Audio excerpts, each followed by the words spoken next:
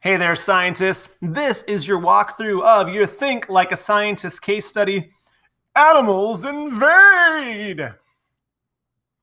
So your goal today is you can describe how a newly introduced species is damaging the balance of an ecosystem, and that you can explain how scientists are using another species to control the population of an invasive species. So a lot of stuff with animal species here. This is a really great background video about fire ants, which is our topic today, and how they have come to be and what makes them kind of incredible and kind of obnoxious. Invasive animals can upset the balance of an ecosystem. The red imported fire ant is an invasive animal that is causing problems in the United States. Here is a map that shows you where these invasive red fire ants are. And this video gives you all of the information you need about the case study. All right, continuing on, we have more instructional pieces here to help us better understand the connection between the invasive red fire ant and the phorid fly. A question that we are going to start talking about and thinking about here is many countries have laws to stop visitors and other people from bringing in certain live plants and animals. Why is it important to have laws about bringing plants and animals into other countries? So that's a rhetorical question, one that you can answer yourself, or one that your teacher might ask you to answer in class. So be prepared to have that critical thinking response prepared.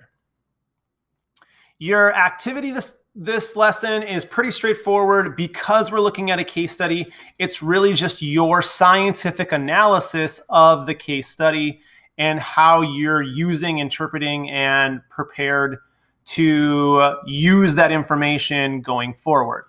So how do phorid flies affect the behavior of red fire ants?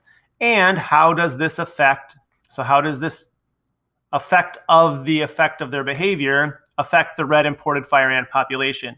So how has the population changed because of the way the phorid flies affect the fire ants? Then your big thinking question is, are phorid flies an invasive species? Explain. And in order to be able to explain this, you're really going to have watched the instructional video so you can best answer that question. Looking forward, on our other page, there's more information about kind of the awesomeness of red fire ants here.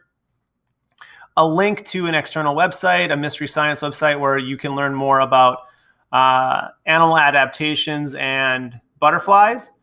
And then a video here from Discovery Channel that shows you more about the phorid fly and how the phorid fly has an effect on the red fire ants.